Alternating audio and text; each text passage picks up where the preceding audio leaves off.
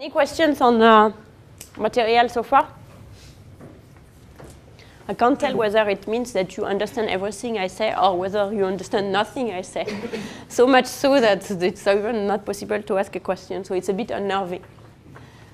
Yeah.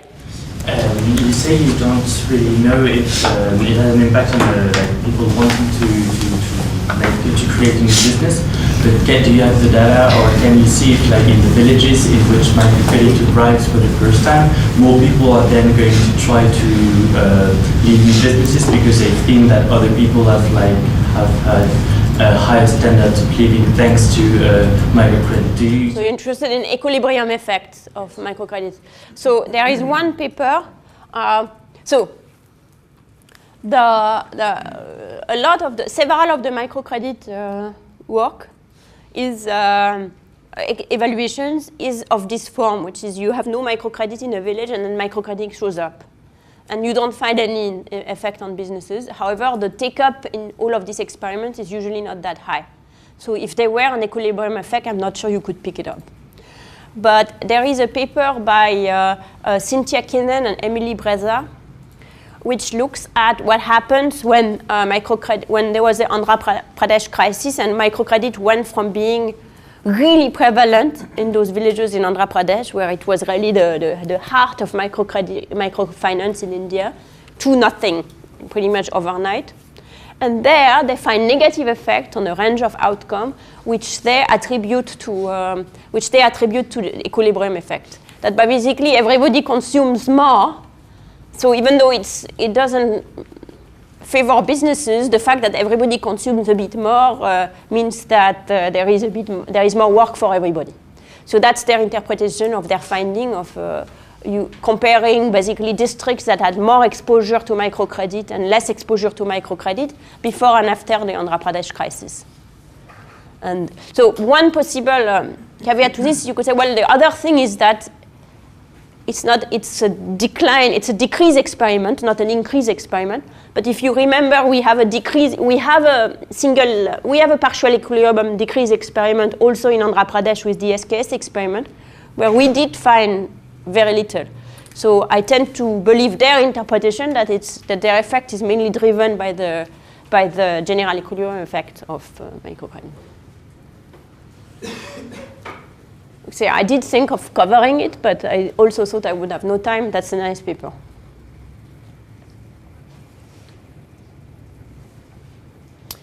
So in the next one half of a lecture today and the two Wednesday and Friday, what I want to talk is to talk about other issues about firms, not just credit. We've talked about credit. It's really a very hot area in development these days. It's kind of the thing that sort of all the young people go and do, etc. So it's kind of the movers and shakers are doing that. I think Dave Donaldson, David Atkin, Chris Woodruff, Namrata Kala. There is kind of a whole sort of excitement. The CEPR has a grant mechanism called PEDAL that helps supporting this research. There's just lots going on there. So that's kind of why I wanted to talk about it today, because that's in this course, because that's something that you might be interested in sort of getting into. If you're thinking that development is all about rural household and intra-household topics, I mean, that's interesting, but there is also a lot that has to do with these farm areas. What I want to talk about is three things. So today I'll talk about farm productivity.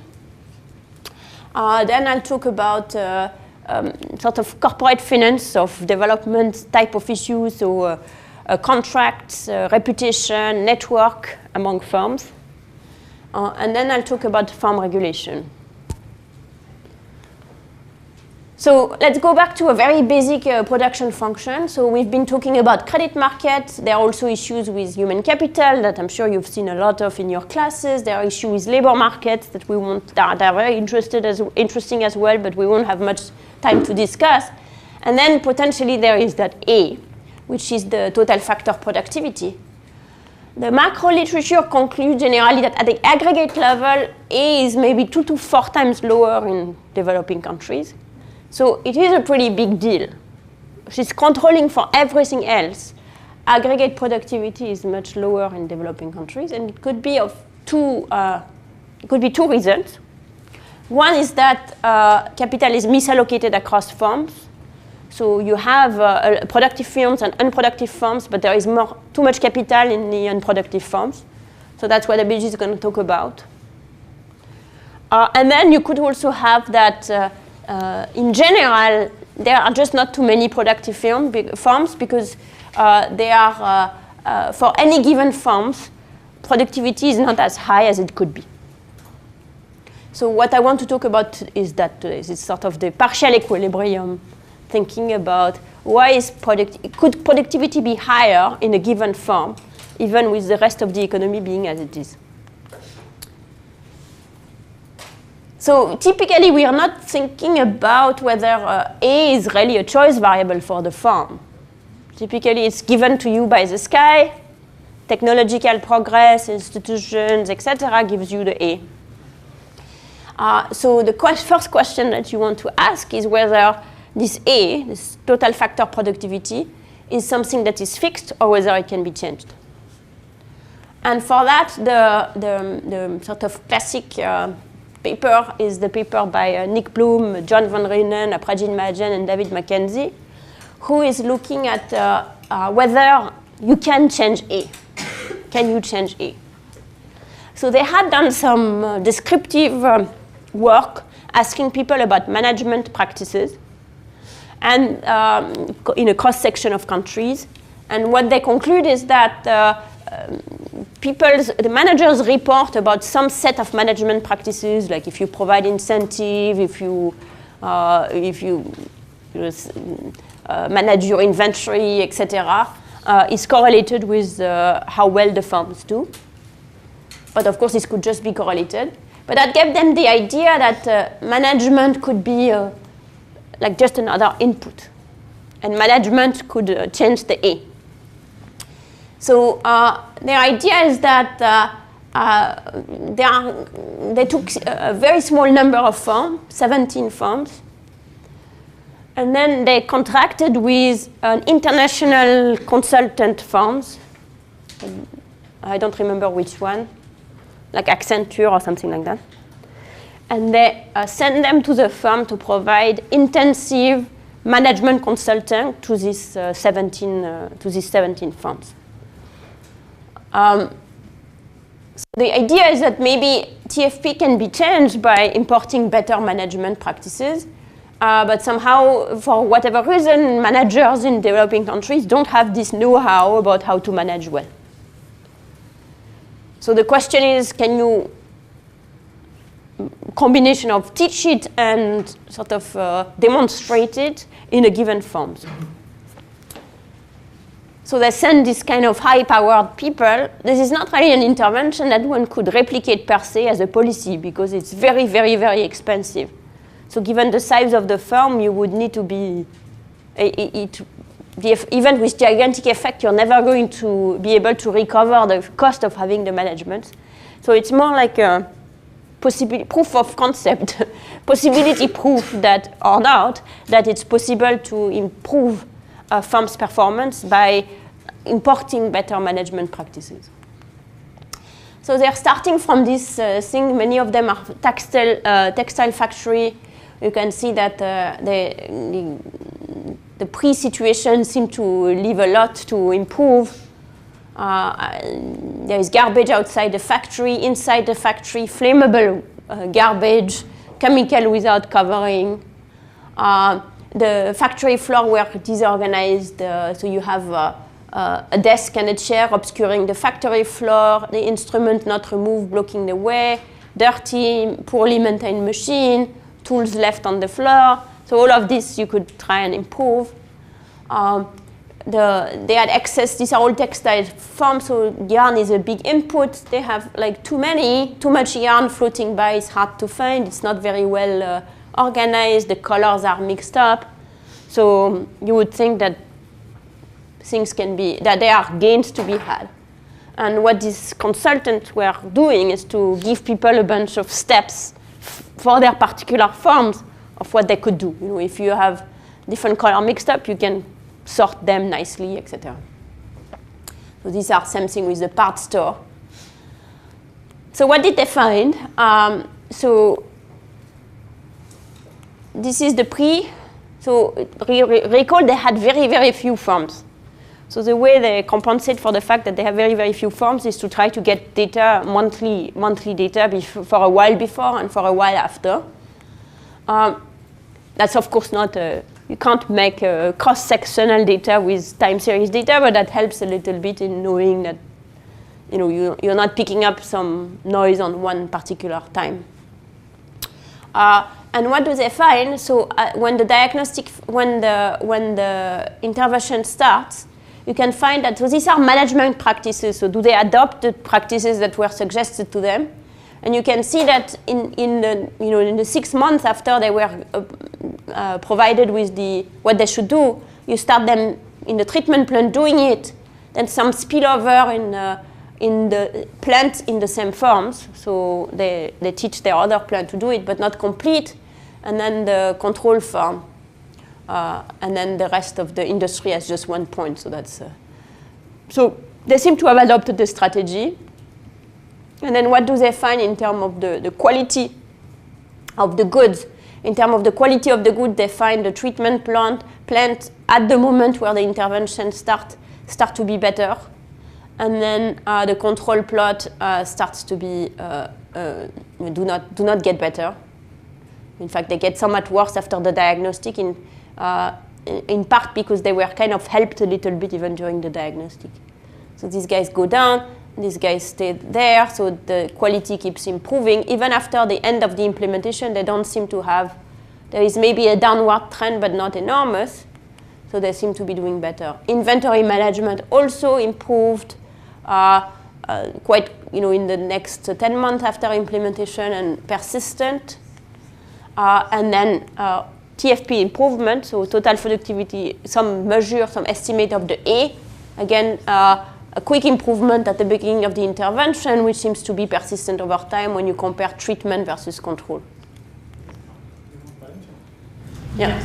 Sorry? With the two previous slides, control plant and treatment. All right, so this is defect. Yeah, but also the red and the... Yeah, red is control, this is treatment, this is how much inventory you have. So you should have little inventory. Okay. And this is defects, so you should have fewer defects. Okay. The last side is TFP, you should have higher TFP. So it goes in the right order. TFP is good, defects are bad. So there are tables also that correspond to the same thing, but the bottom line is that you do find improvement. They are nothing to sneeze about. They are nothing like the cost of the consulting, so you would never hire those consulting if you were a firm. So there have been a number of attempts to either replicate this on a scale larger than 17 firms or at a cost that's more realistic. And the results are a bit mixed. So one thing is their effect in their 17 firms persists in the long run, so they don't seem to be short-lived effect. They have a recent paper where they went back to those firms and collected the data. Brun, Carolan, and McKenzie did a paper on 400 firms in Mexico. That's forthcoming in the JPE. It's a very similar intervention, but on a much larger scale, and where the businesses tended to be a bit smaller. Intervention much cheaper. So it was some management consulting, but much, much cheaper, provided by a local organization as opposed to an international firms. And they also found positive effects. So that's on the good side.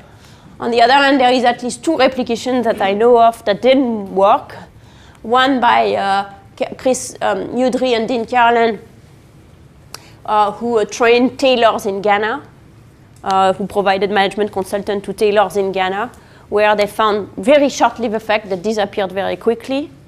And then Nick Ryan gave worked specifically on energy consulting, so on one set of recommendations concerning better use of more efficient technology for conserving energy. That's important because you can actually get money to do that under the use of you can in a sense sell carbon credit by to cover the fixed cost of any improvement in your technology related to that is going to lead to a reduction in the energy cost. So they had a very good consultant come and provide advice on how to improve energy efficiency, and they don't find much of an effect on profits. So the bottom line is that it provides you with a very clear idea that management matters, but not a very clear guide about how do you operationalize that in terms of policy. It was not their objective, so you cannot fault them for that. But sometimes that's not like other people, not them, not the original authors, but other people have somewhat have jumped over and forgotten this, that it was never meant to be a policy. The reason why you cannot take any policy conclusion from that is that it is so, the intervention is so tailor-made for each of these firms. So it's not even, you can't even ask yourself, am I able to replicate that intervention? Because that intervention it's like a very specific bundle to this very specific set of firms that you cannot pay for. And for me, the result is still out in terms of what it means in terms of policy. Like, should we send managers to business school? Should we encourage them to hire managers? Can we give management consulting, etc.? Another set of literature that has been very disappointing, which is from before them, is all of the business training for smaller entrepreneurs, which tends to find a bunch of zeros again and again and again and again. So per se, a business training, at least in the form that it exists, has not worked. So you cannot just like give some business training and hope that the things will improve per se. On the other hand, if you go to the absolute other end and provide top quality management consulting, it works. Somewhere in between, I think we don't yet know. There is a lot of work there.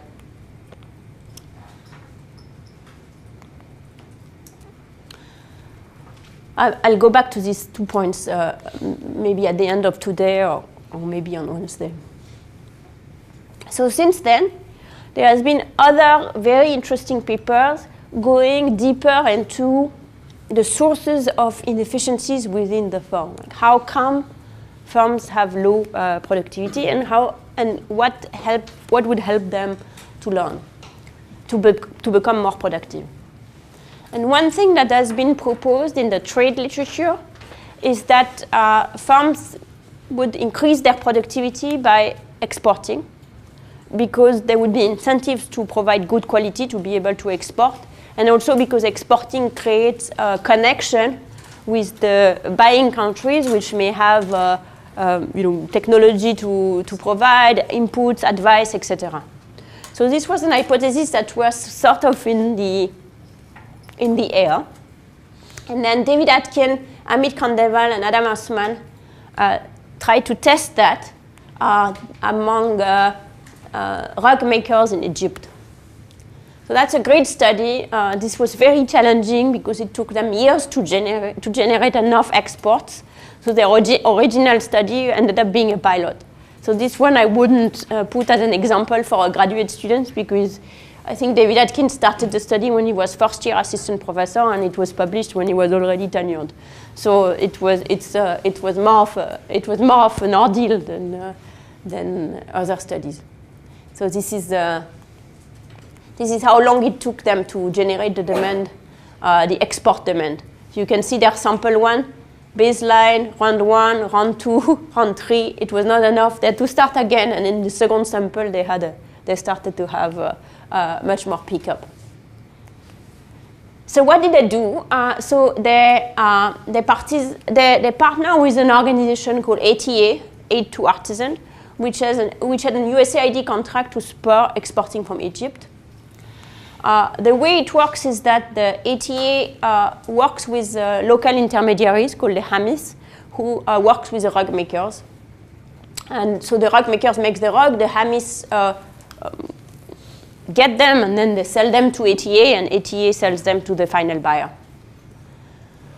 Before that, these people were already making rugs, but they tended to make them for domestic market via, so these same Hamis used to sell them to tourist cities of Cairo, Luxor, Alexandria, so they used to be sold to tourists, or maybe to hotels or stuff like that, but not exported.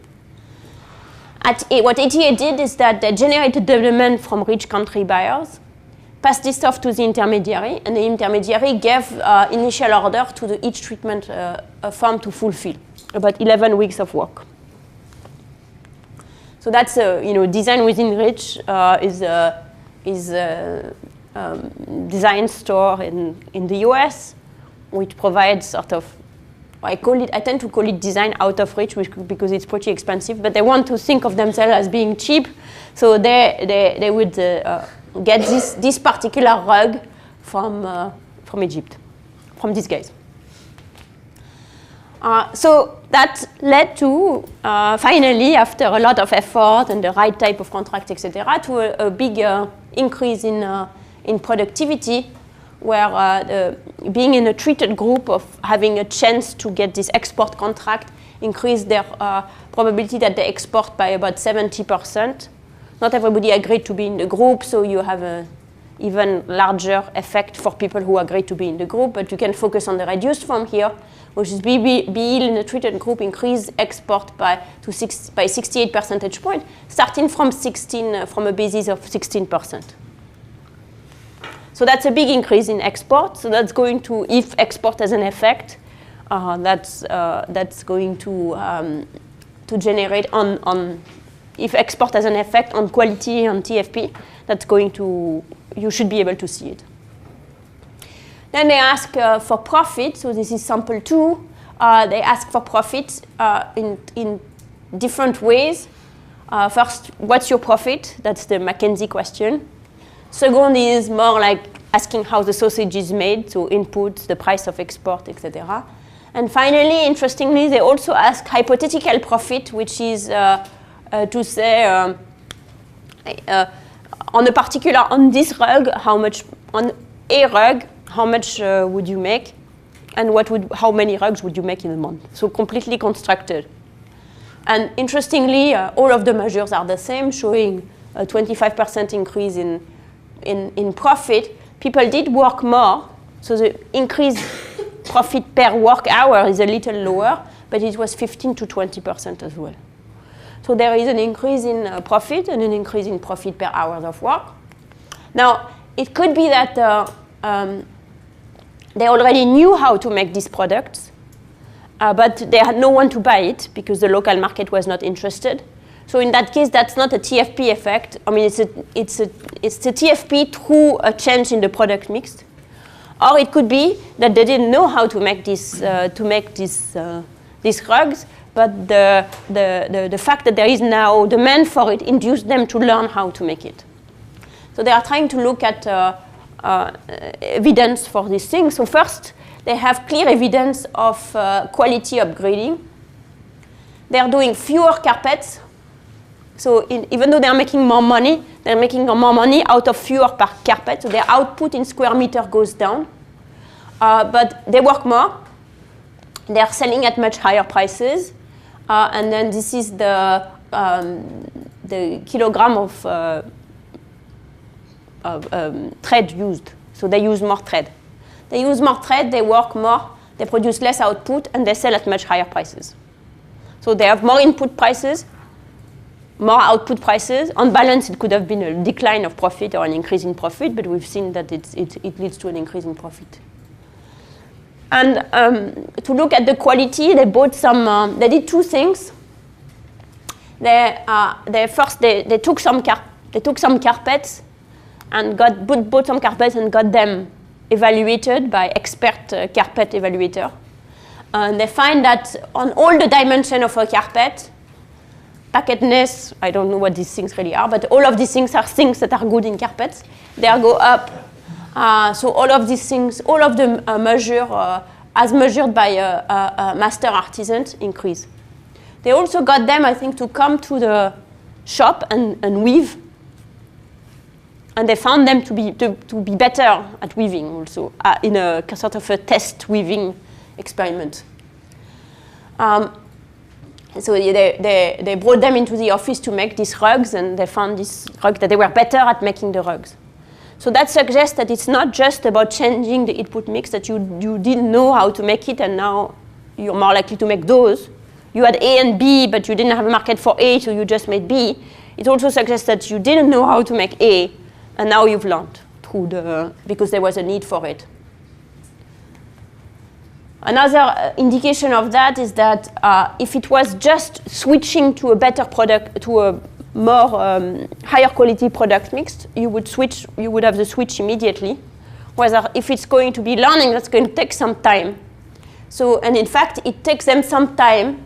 This time is measured as in export production. So over time, as you export them more and more, it takes some time to start seeing the increase in the TFP residual or in the quality residual.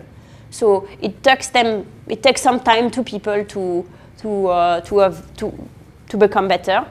And so that also suggests that it's more about learning than about learning through exporting, as opposed to just switching to another product set.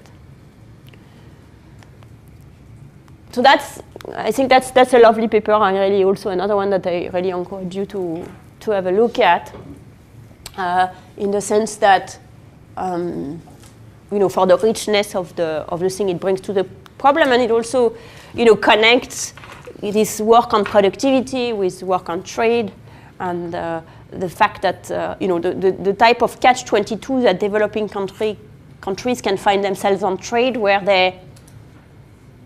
they can't really access some of the trade markets because they don't have the quality to do that, but on the other hand, they would need to start exporting to get the quality that would allow them to do that.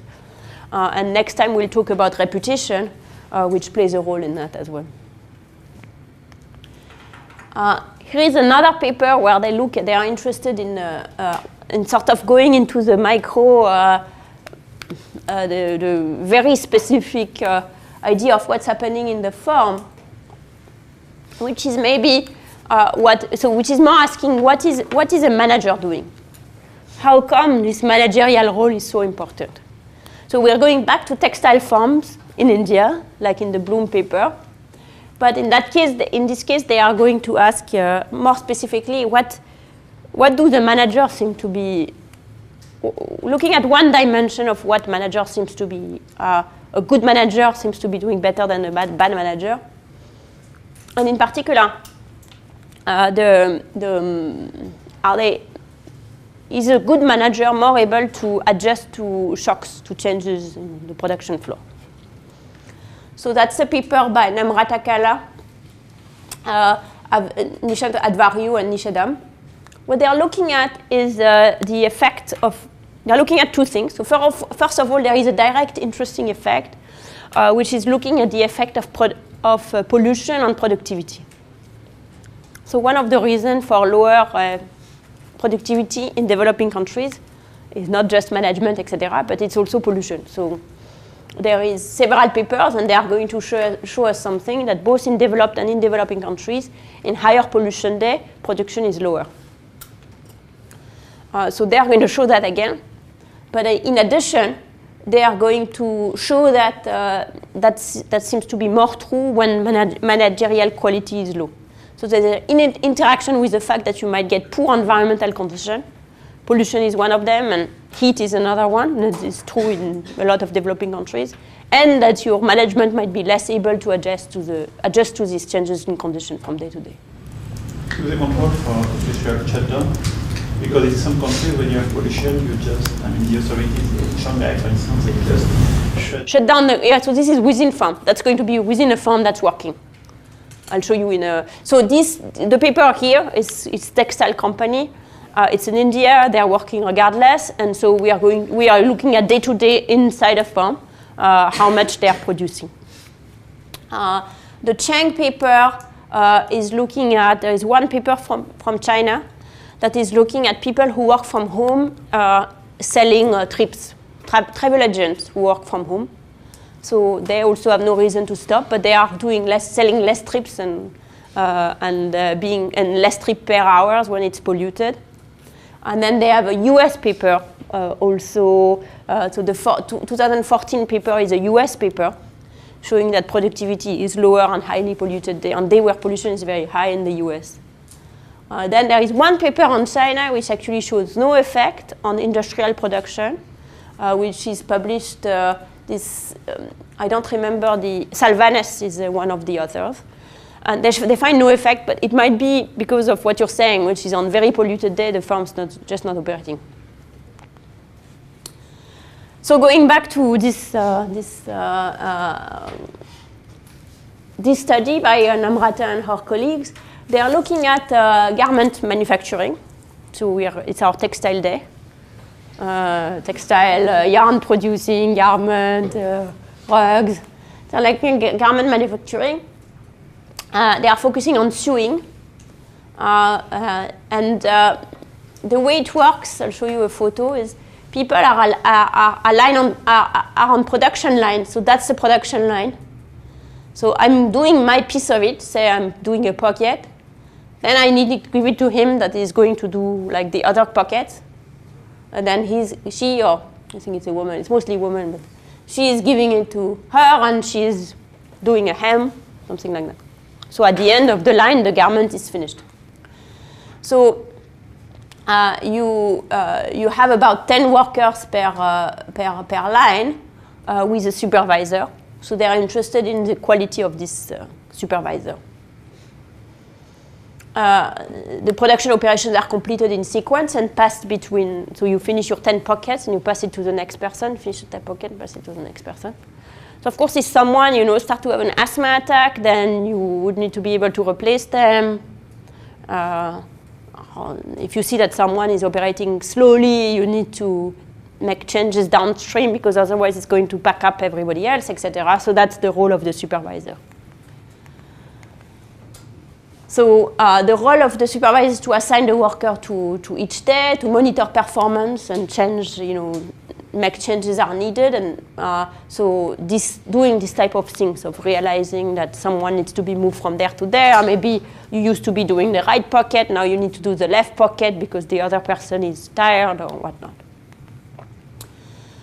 So they have a small model of supervisor attention, but we don't really need to go to the model. The idea is simply that given the role of the supervisor, if you have a supervisor that's better at monitoring, that is faster, quicker, can look at what people do, they're going to A, have higher productivity on average, and B, be more able to react to shocks. So the developing countries, to the extent that they have, if they have less good management, for reason that for reason that we need to discuss, how come they have less good management to start with, but if they have less good management and they have more risky environments, say because they cannot control, they don't have air conditioning, so they cannot control the heat, they don't have nice closed factory, so they cannot control pollution, then they sort of suffer like in a double, they are punished twice. For A, they have lower level, and in addition, they are not very good at responding to the shocks, which makes them even less productive. Yeah? Is all assuming that workers are assigned randomly in the lines? No. One of the things that so you think that good workers could be with the good managers. Yes. So yes, I think that is the workers, the assignment of the worker to the line is not under the control of the managers. So whether or not, if it's a complement, I don't know, that's a good question. If quality of the worker is a complement to quality of the supervisor, and the supervisor of the supervisor knows that, they might have put better people in the first place.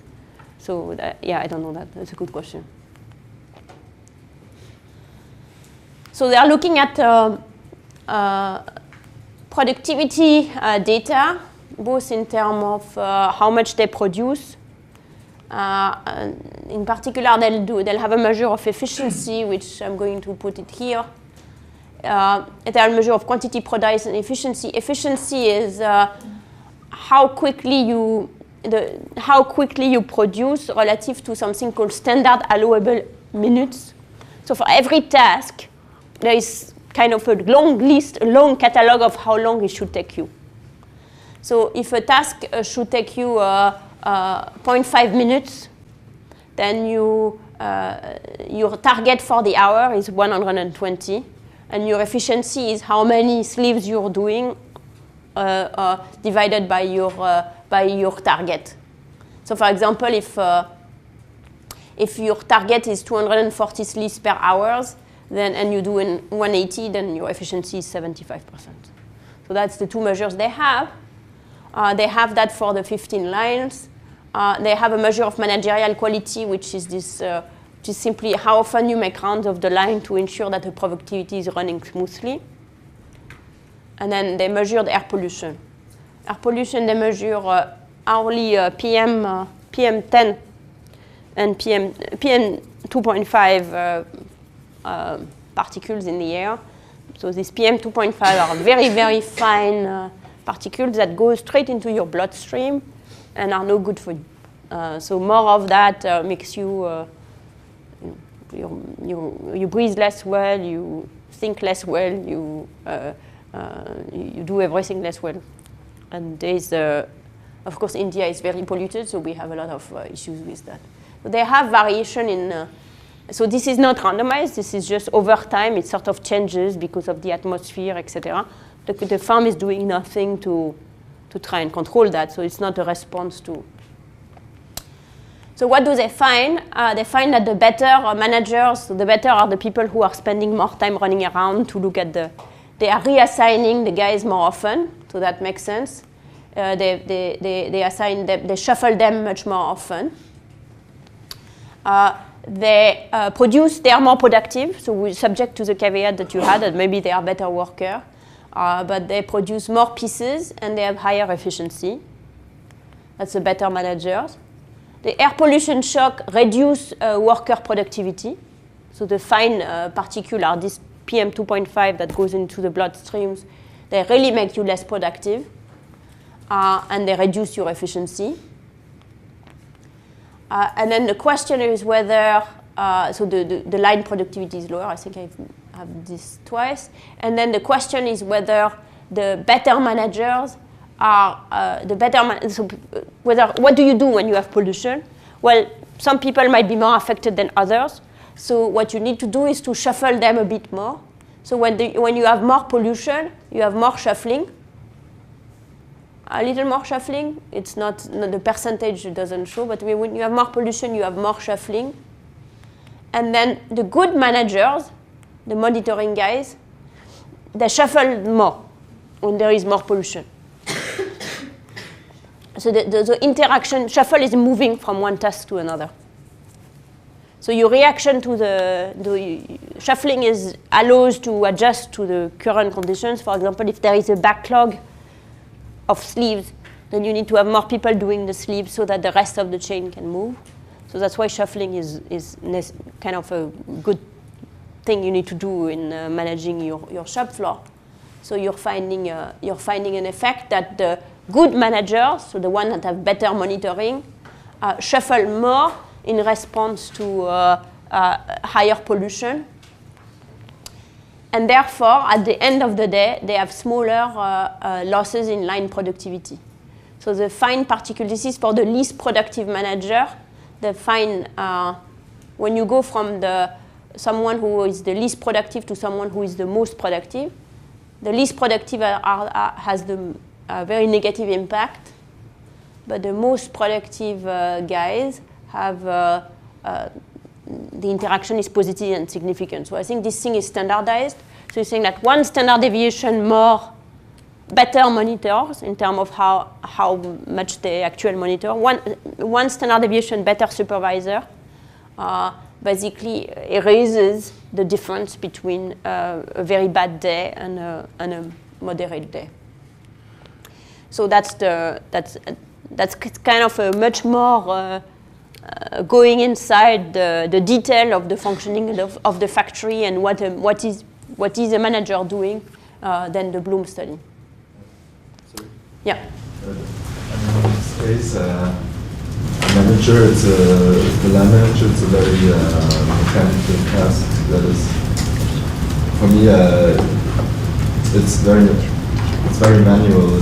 He has a very limited objective of managing his line, of reshuffling the people. Yeah. I don't know how well you can extrapolate this to this general management style. So maybe not, but at least it's like you're going lower, and it's showing at a minimum that it's fractal. So these are the manager of 10 people. So these are not the manager of the entire factory.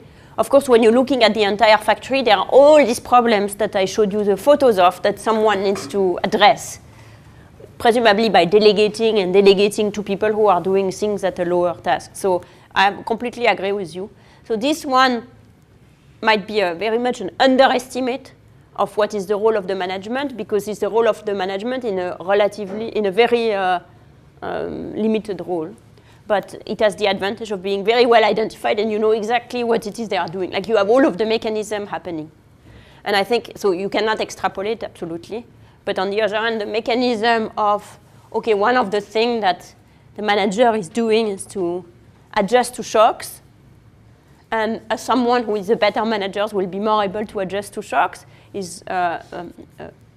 might be an idea that could generalize, certainly not the numbers. So the last study that I want to cover briefly is another study by David Atkins looking at another source of potential inefficiency within firms is misalignments between these intermediate level managers or highly skilled workers and the firms, and the inability and the interest of the firm, and the inability of the firm to have fully specified contract of what the employees should do. So that's an interesting study because, again, more like for graduate students. Originally, they found actually by watching TV, I think, a new idea for introducing a new technology is for producing soccer balls. So when you produce soccer balls, you need to make pieces of leather of this form, white and black, and then sew them together, or I suppose they could be of various colors.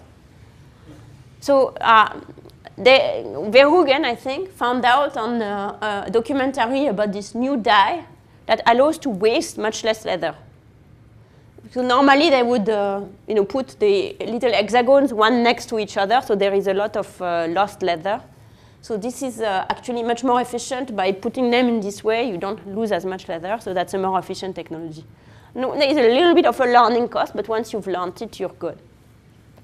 So their initial project was that they will introduce this technology and then follow spillovers across firms on the technology. But then they introduced it and no firms took it up in their original sample. So they had this nice design where they had the first randomization at the cluster level and within cluster at the individual level, and they introduced the firm and had this great technology and nobody took it up. So they could have said, fine, disaster, such shit happens, and go back to home and try something else.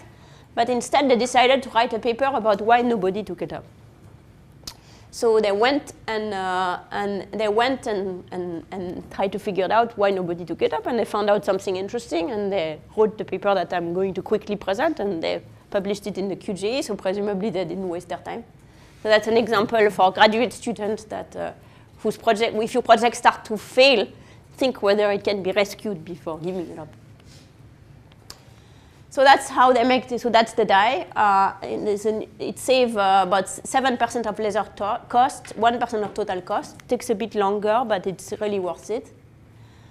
That's their sample. It's not a very large sample. They have 23 firms with tech drop, that's the technology, 12 with cash, and 50 with nothing. But at the end, almost no one used it. 4% of the firm ever used it, and one got it. One wanted more than the one that they initially got. So basically, it was of no interest. 4 of the 23 firms in the tech group ever used the new technology. So that was not a success. So the next step is, why? So they went and asked them why. And the bigger problem were that the cutters were unwilling to adopt it. That was the bigger source. When they asked the cutters, the people who were actually doing the cutting didn't want to update the form. So then they realized that there was an agency issue between the firm and the worker, which is the firms pay cutters a piece rate wage based on the number of pentagons cut. So the problem is that the new die wastes less leather, but it takes the cutter just a little longer. But the incentive of the cutter is to do more, so they have no incentive to save leather. So if they have asymmetric information about the value of the technology, they can choose to hide the fact that they can choose to hide the fact that it's using less leather, and to say no, it's crap, let's not use it, because for them there is nothing in it. So what they did to test this is that they focused on the 35 firms who got the tech drop and divided them into 2 groups. One where they reminded them about the technology and offered them to train them again. And the other is that they offered to pay a cutter and a printer. The printer also has some work to do, but just think of the cutter. They offered to pay the cutter an amount equal to their monthly salary to demonstrate the competence of the new die in front of their workers, or in front of the owner. So the idea is it's a small amount of money for the firm, but it's enough of an incentive for the cutter to show that they can do it and to demonstrate truthfully that the technology works. So that sort of solves the problem of asymmetric information between the owner and the cutter. And when they did that, they found that the places that got assigned to this treatment were much more likely to adopt the technology. The increase, the mean of adoption in the reminder group was about 19%, 20%, so not much better than 4 out of 23. After a reminder, a few more people took it up, but not that much. But you get basically an effect that's a very large effect. Sorry, 68% is the first stage, so they offered this treatment, but not everybody wanted to do it. Of those people, the causal effect of doing it is 48 percentage point adoption. So adoption went from 20% for people who were just given a reminder to 78% for people where there was this small incentive given to the cutter to show that they could do it. So that's sort of a test that worked out. So that's kind of could also be a source of the slow diffusion of technology, is when there is firms are organization, and if there is any misalignment of the incentives, you get this kind of issues. Okay, so we'll stop for today, and on Wednesday we'll talk about reputation and contract and networks.